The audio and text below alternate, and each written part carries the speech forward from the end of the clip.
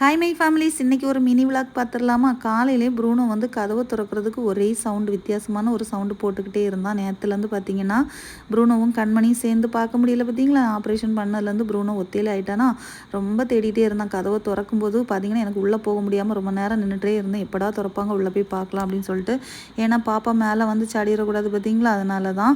அப்புறம் ரொம்ப நேரம் கதவுக்கு வெளியில் நின்றுட்டே இருந்தான். என்ன பண்ணுறது, கொஞ்சம் நேரம் சமாதானம் கூறி அப்படியே விட்டுட்டு வந்துட்டேன். வேறு வழி இல்லை. காலையில் சமையல் வேலை இருந்தது.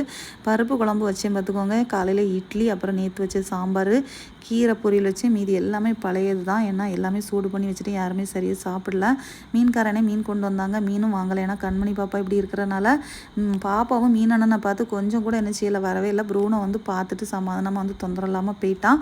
அப்புறம் அண்ணி வந்தாங்க. சாயங்காலம் ஹாஸ்பிட்டல் போக வேண்டியது இருந்தது. பெட்டை எடுத்து காரில் வைக்கலாம்னு சொல்லி எடுத்து கதவு திறக்கலான்னு பெட்டை கீழே வச்சதும் கண்மணி பாருங்கள் அதிலே வந்து படுத்தாச்சு பார்த்துக்கோங்க.